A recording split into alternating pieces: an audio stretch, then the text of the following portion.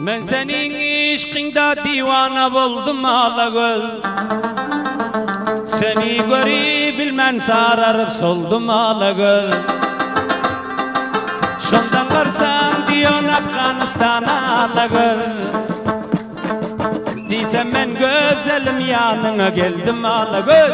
Alagöz yar gözlerin, can almal dinazlerin, taşı keman gözlerin, Alagöz yar gözlerin, rakam rakam nazlerin. Aldım ben aklı huşumni senin eylem nazlerin, Alagöz yar gözlerin.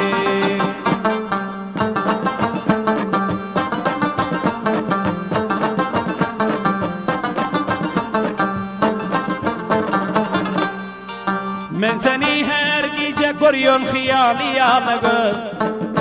Men uğrunda senin misali dali Alagöz.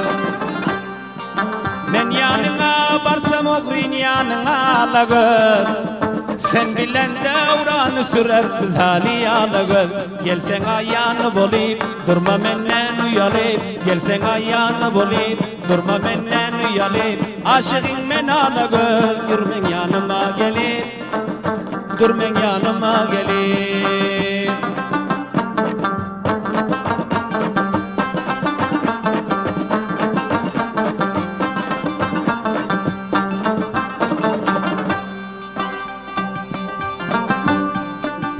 Yüreğim sen deyip beni koyan yok Alagöz.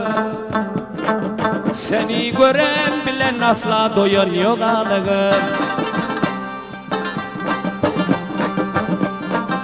Bir senin adını tutup vuruptu Alagöz. Bir sen deyip vuruyor başka diyen yok Alagöz. Alagöz yar gözlerin, canım aldı nazlerin, kanı sensin dizlerin, kenizlidir izlerin. Çıkmaz tavlince hiçbir neylen senin nazlerin, Alagöz yar gözlerin.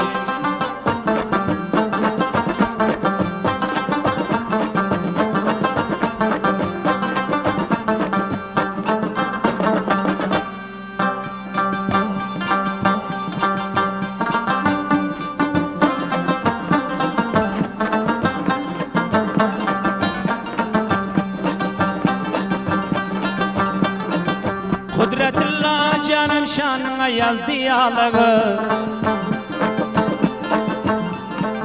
Özüngem bol ağay vapalı bana Alagöz.